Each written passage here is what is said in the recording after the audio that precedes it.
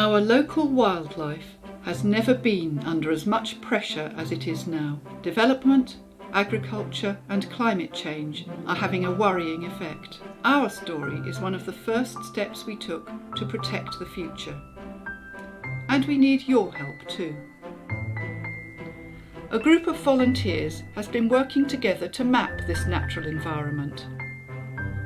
If we record what we have now, we are better equipped to protect it in the future. This film is their story.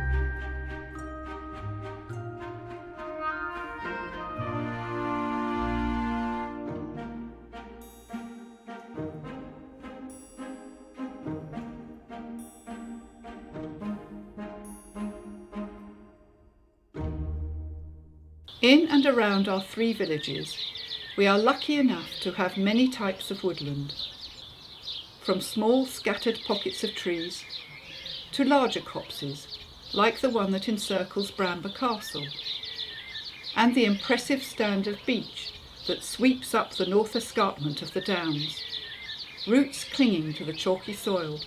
We are also surrounded by wonderful rolling chalk grassland, its grassy banks species rich in flowers, with clumps of primroses and cowslips in spring, and alive in summer with the sound of insects and a long list of flowers: wild thyme, orchids, dropwort, squinancywort, scabious, salad burnet and others.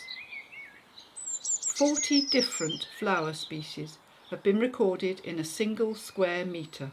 So chalk grassland is a threatened habitat wherever it's found, really. And the reason for that is that it's quite an artificial habitat. So it owes its existence for most of its range, almost everywhere, because of grazing by sheep and cattle managed by people. And that would have been the normal, natural way to farm many years ago. But in recent decades, particularly since the Second World War really, it's become uneconomic to manage grassland that way. Now the default way is to fertilise the grass to get it to grow very quickly, and as soon as you do that you lose a lot of, or almost all of, the chalk grassland plants. Another problem is if you leave chalk grassland alone and you stop grazing it for whatever reason, which has happened over a lot of the chalk grassland, it naturally builds up fertility. It comes out of the rain. There's a lot of nitrogen in our rainfall, mostly through pollution. And that builds up in the soil, and then you start to get the competitive plants coming in, taking over. So unless the land is actively grazed and material is constantly taken off, the fertility naturally builds up, and you lose the wildflowers. At the base of the hills, down in the valley, there are special wetland areas, like the Blue Marl Pool at the foot of the rifle range, and the Winter Pond off Abbey Road, fed by a chalk stream rising at the foot of the Downs. Numerous ditches criss-cross the landscape, feeding the River Ada, which widens its way through the valley, home for herons and egrets, kingfishers, and even a friendly seal. The River Ada is one of the 4 main rivers that drain the county of Sussex. A healthy estuary river system with its associated wetlands, floodplains, meadows and woodland are at the heart of a connected and functioning landscape. However, the future of our river is constantly under threat from a variety of human activities. Inappropriate man-made structures, intensive farming methods, weak legislation and a lack of investment in conservation all take their toll. The rise in population density of the area leads to an increase in water use and polluting effluents. Many people who value the Ada and its wildlife are now concerned about its future. Together we can make our shared vision a reality. Wild, healthy, natural rivers, valued by all.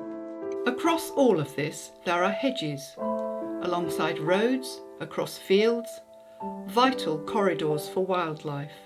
Well, all these hedges, different things live in them. Everything from different birds to mammals.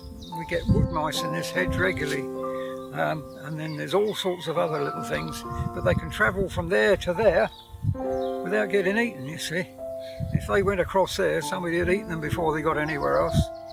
But we manage hedges different ways for different things. With the other side there, we manage specifically for turtle doves. Which again are very rare, but we've always had them. We must not forget the agricultural land and its field margins.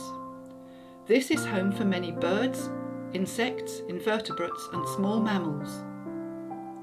And of course, our bit, the urban area in the middle, with road verges, parks, churchyards, open spaces, and of course gardens, all potential habitats. Amenity grasslands like this, so parks, verges, open spaces, churchyards, could play a really vital role in bringing biodiversity and that diversity of life into our urban areas. Really highly managed areas that are cut frequently, they favour a few species like grasses, and it means that actually the biodiversity is really low. If we simply change that management regime, so that means cut less often and collect the cuttings when we do cut, that will increase the number of species that are able to survive in that area, and actually it allows flowering plants to establish. On the surface, it all looks good, but these habitats are fragile, constantly under threat from agriculture, development, and man's heavy footstep. Over the last 70 years, our countryside has changed dramatically. Habitats like those field hedges and wetlands have been lost. Biodiversity has declined. Wildlife is struggling to survive, not just around the world, but on our doorstep. A lot of habitat gets overmanaged and over-tidied, and certain areas are best left, particularly hedgerows, left to become overgrown because the flowering on the bushes occurs on the extreme areas, so you don't want to cut hedges every year. Every 3 to 5 years is fine. The hawthorns in particular won't flower on fresh growth. They need 2 or 3 year old growth to produce the flowers, which of course provide the berries, which provide the food for migrating birds in the autumn, such as redwings and fieldfares that are coming into the country, and then use it as a fuel stop to go further into France. Help is desperately needed to stem the loss of habitat and wildlife, to rebuild biodiversity. But what do you do?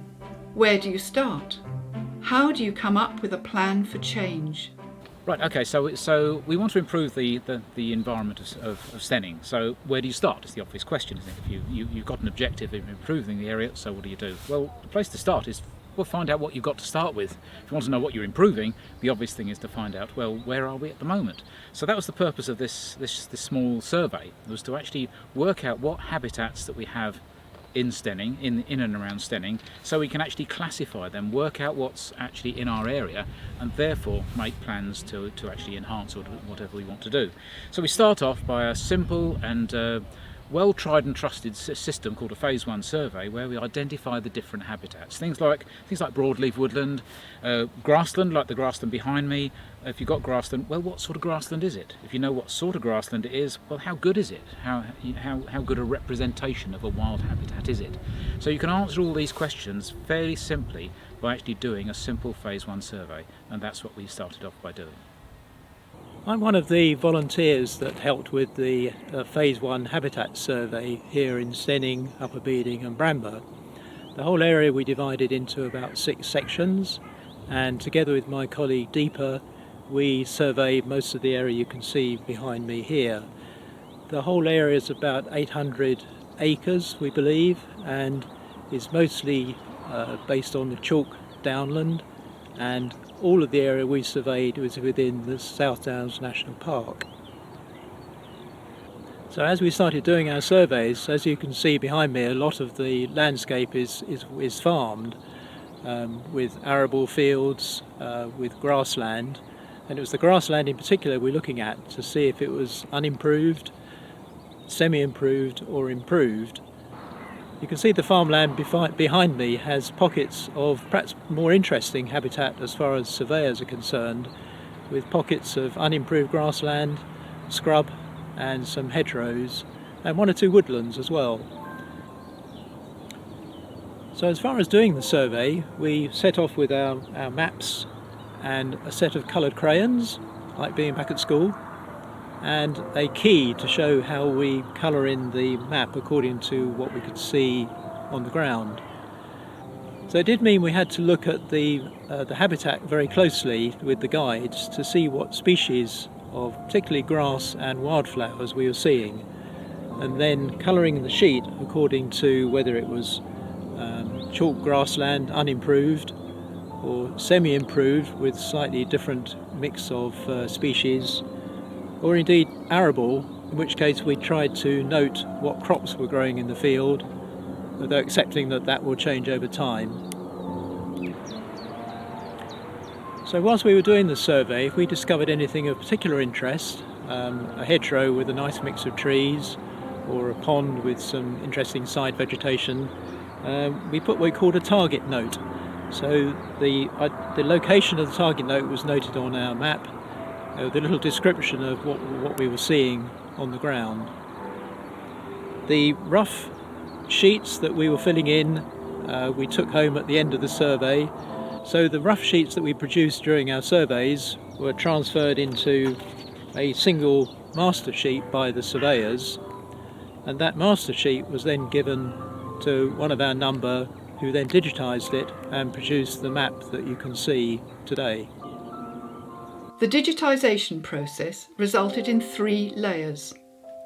A habitat layer for areas such as woodland, grassland and farm fields, a layer for linear features like hedgerows and streams, and the third to record the team's target notes. 10 orchards in the area have been recorded on a 4th layer, and future work will result in more layers highlighting habitats such as road verges or hedgehog-friendly areas. We can export this data and make it available to everyone, viewable in a standard web browser. So we have our nature map. The next question is, where do we go from here? The map is just a start. It gives us an overall view of what we have around us now, and invites us to look at certain areas where we need to know more, areas that we could work on and improve. It leads us on to more detailed surveys, looking at particular habitats in the landscape. We are already thinking about surveying hedgerows, because they are vital corridors for wildlife. This could be followed by surveying local ponds, because, important as they are declining in number. The map will identify areas that can be improved and kickstart the process of talking to those landowners who might be sympathetic to the idea of managing parts of their land for wildlife. The nature map is also a springboard for a series of nature walks planned for the summer, when we will invite everyone to lace up their walking boots, grab a coat, step outside and take a walk on the wild side. I've lived in Steyning for about 35 years and thought I knew the landscape around here pretty well. I've certainly walked on all the public footpaths and bridleways. But doing the habitat survey has meant you concentrate much more at what you're walking over and looking at, and really begin to understand how the habitats work with each other and how important they are for all of us.